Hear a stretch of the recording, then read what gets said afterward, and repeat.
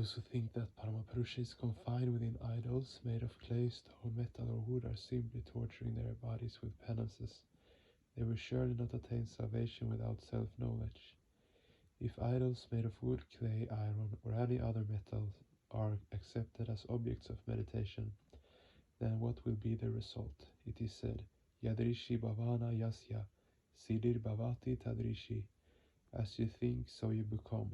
The aspirant's own entitative existence will be turned into clay, metal or wood, a state which in the scriptures is called prakriti lila. It is a dreadful state. Higher than idol worship is the practice of dharana and dhyana, through which one can make steady progress. The last stage is called nirvikalpa samadhi, or asampragyata samadhi, which is otherwise known as uttama sahaja avastha, or in the language of other scriptures, uttamo brahma sadbhavaha.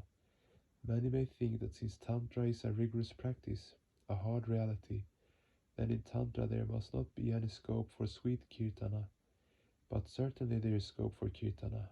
Tantra exhorts spiritual aspirants to advance towards their goal, smashing the boulders of obstacles and impediments. It never tells people to suppress their sweet sentiments. On the contrary, it advises spiritual aspirants that the more love and devotion they develop for the cosmic goal, the more speedily they move towards him. Hence Tantra recognizes all kinds of sweet sentiments. Kirtana, song, dance, instrumental music, all are accepted in Tantra and unambiguously recognized as vehicles to ensure spiritual progress.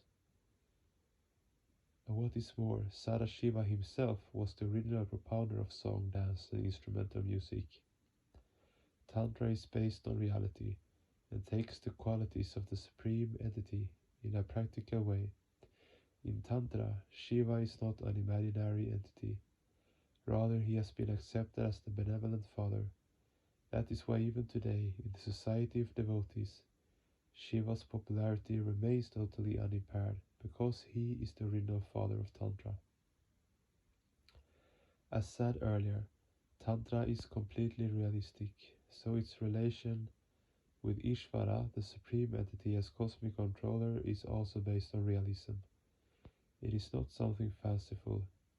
It has been said, Vayanam Vayam Bishanam Bishananam Gatihi Praninam Pavanam Pavananam Maho Shahe Paranam Niyantri Tanekam Paresham Param Rakshakanam. You are the fear of fear, you are the most frightening to the dreadful, you are the very movement of all living entities, you are the purity of purity, you are the supreme controller of all the controllers occupying exalted posts, you are the highest authority of all high authorities, you are the protector of protectors. O Savior of Saviors, you are the fear of fear. Fear is afraid of you as much as living beings are afraid of fear. Elsewhere it has also been said,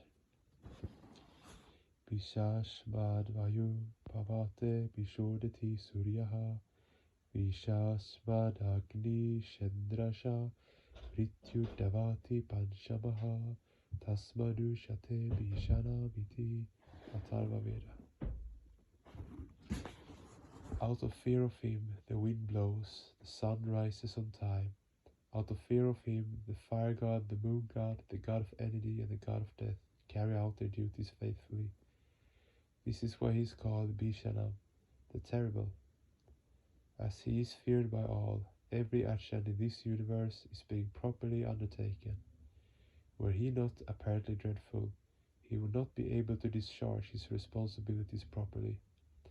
Tantra has made such a realistic appraisal of Parama Puruśa and said, Vishashmad Vayu Pavate, the wind blows on time out of fear of him. It never completely ceases to blow under any circumstances.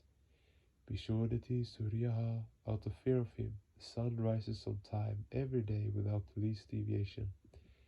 Vishas Madagni Shendrasha Mrityu Davati Panchamaha Tasma Dushate Bisha.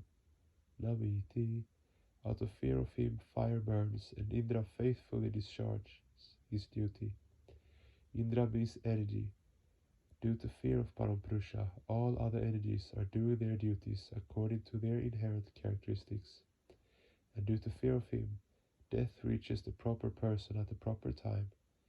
Death cannot say that he will reach somebody a couple of days later. Out of fear, he will always arrive at the spiritual stipulated time. Gati Praninam, you are the very movement of all living entities. The property of movement, of dynamism, is one of the basic characteristics of our Supreme Lord. Life also is characterized by movement. We distinguish between living and non-living entities on the basis of their movement. Those who lack in dynamism, though physically they may be alive, are virtually dead. There is no justification for their existence. Hence my exhortation to all is to become active, vigorously active.